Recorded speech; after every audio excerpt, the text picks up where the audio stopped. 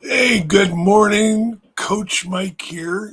Coach Mike's always improving, or maybe my looks don't look like it today, but I'll tell you about that in a second. It is Thursday, January 8th, right? Episode 5 today.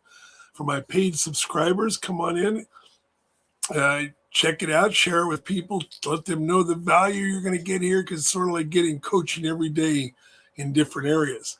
And if you want me to talk about certain subjects or challenges you have, hey, send me an email, send me a message. Love to hear from you, and I'll address those, right?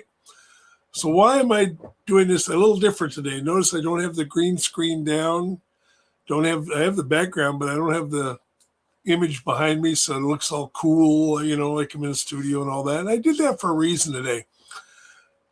How many times do you let one day, one setback, one anything take you off your whole game and throw you off loop completely? I could have done that yesterday. I was very frustrated yesterday.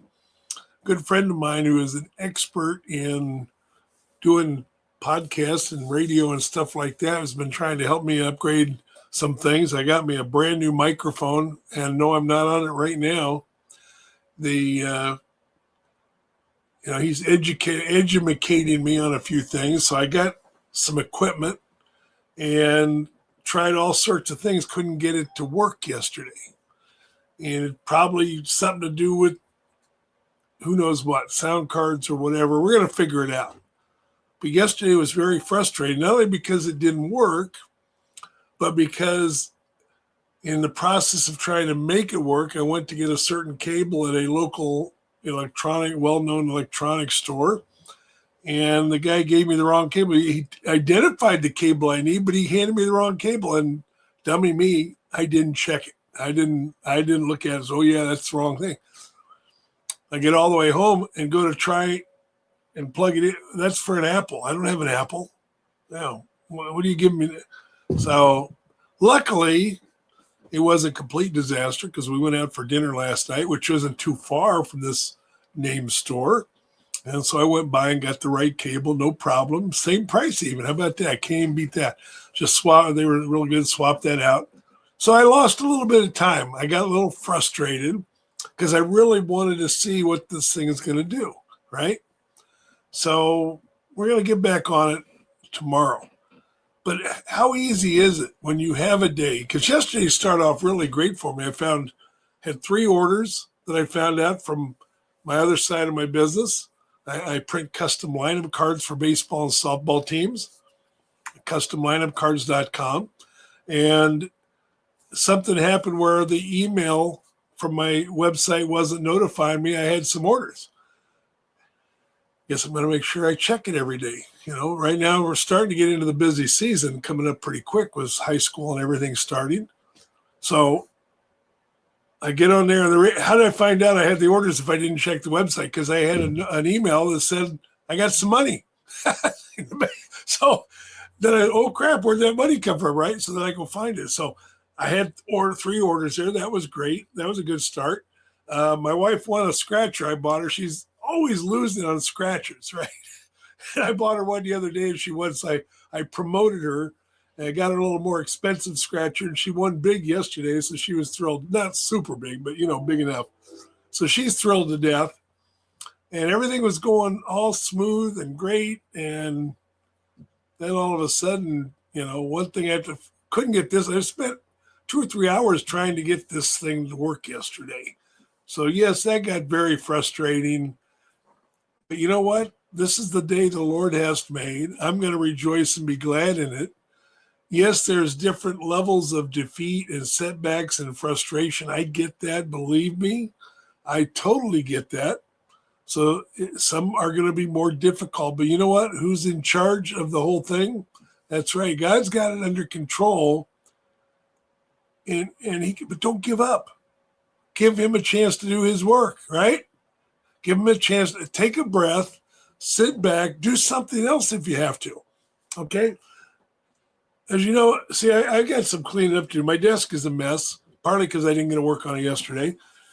Things didn't go right. My hair's this morning. I said, you know what? Here I am, right? but go do something else. Take a break from whatever that was you're doing. Even if you got a deadline, you say, man, that's really important. I've got to get it out right now. I guarantee you, if you take a break even for 10 minutes and go do something else and then come back to it, you're going to have a little clearer mind on it. A quote I heard recently, or a story I heard recently about it, I think I've heard it a long time ago, but it was brought to mind in our Sunday school class. Martin Luther apparently had made quote one time, or said that if he didn't start the day with spending 3 hours in Bible study and with the Lord, that he didn't have enough time the rest of the day for stuff. I mean, I forget the exact word, you have to look it up. But yeah, that's pretty important, because wait a minute, I don't think I can sit still for 3 hours for one thing. But I do try to get up every morning and say, this is the day the Lord has made, and I'm going to go out and rejoice, and I'm going to go through it. I'm going to battle. I'm going to get things done. So when you run into, we can't control other people. We can't control everything out there. I learned that as a softball coach years ago in a clinic I was at. I said, there's two things you can control in life: your attitude and your effort, right? That's all you can control. You can't control the weather. You can't control the other team, how strong they are. You can't control your boss. You can't control the challenges you're going to face at work. You just have to deal with them, right? Accept them and deal with them. And when you find that that's really dragging you down, take a step back, go do something else for a few minutes. Pray even. Go in a corner and pray somewhere. Go do one other thing. Go to the bank and take some money out. Maybe, hey, I got some money in my pocket.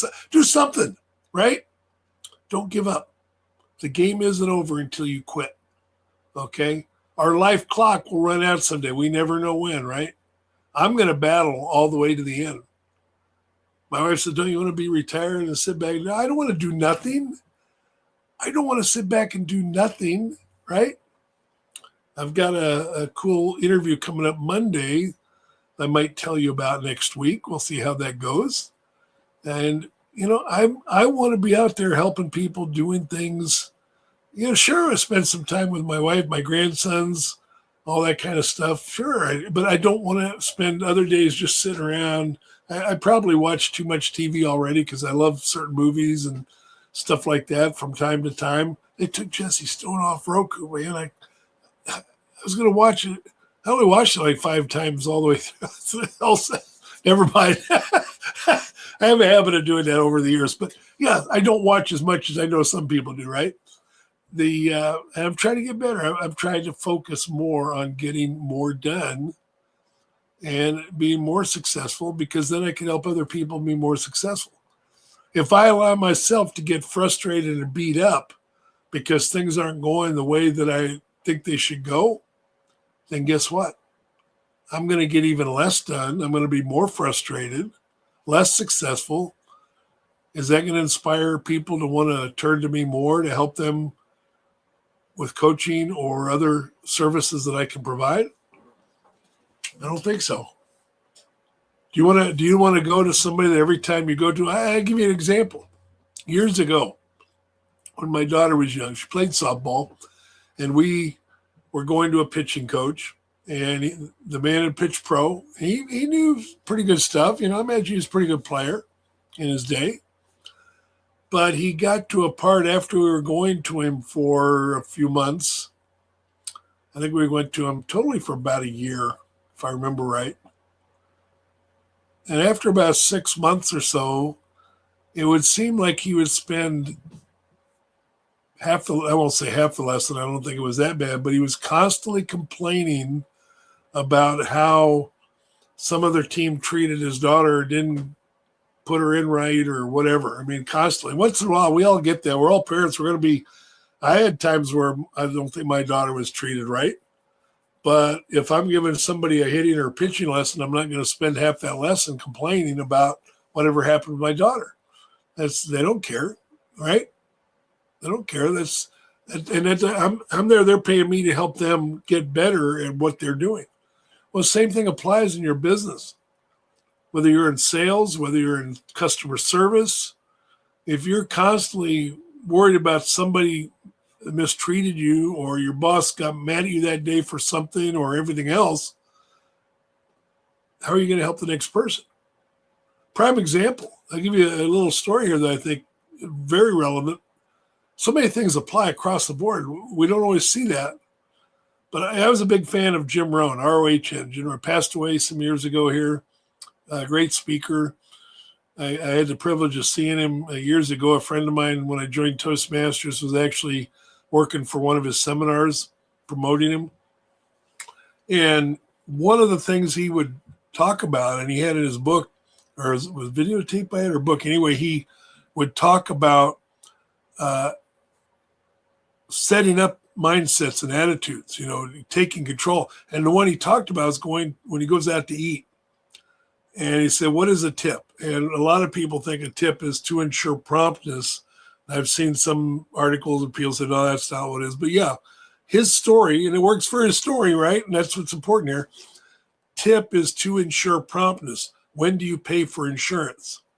You pay for insurance before you use it. I can't have my house burned down and then call State Farm and say, hey, you need to pay for my house. Well, no, you didn't buy the insurance from us, Mike. What are you going to?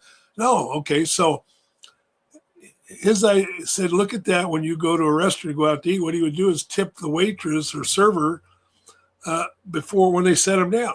Said, here, I don't want to forget you right here, And so I don't do it all the time, especially if I'm using credit card. You sort of, here, let me give you a credit 20 on a credit card or something, right? But if I've got some cash in my pocket, I'll tip them up front and let them know. And my daughter asked me one time, or somebody asked me one time, said, Mike, what if they don't give you good service then? I says, try it and see. Try this and see what happens. Because look what happens. We're talking about what happens when you're frustrated. How do you do with the next job, the task you have at hand? Well, look at that from the potential of the workers at a restaurant. If the last customer didn't tip the server very well or at all, or if they were rude to them, whatever it might be, those people leave, right?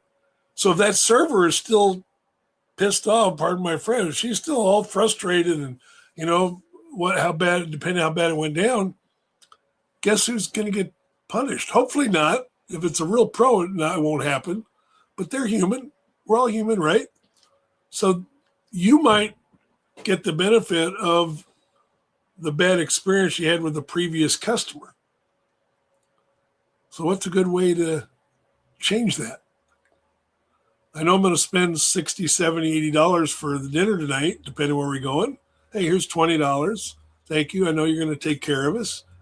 I've never had a bad experience. The first time I did this, you'll love this. The first time I did this, when I first saw the story, my daughter was 2 years old, so that puts it 1992, right?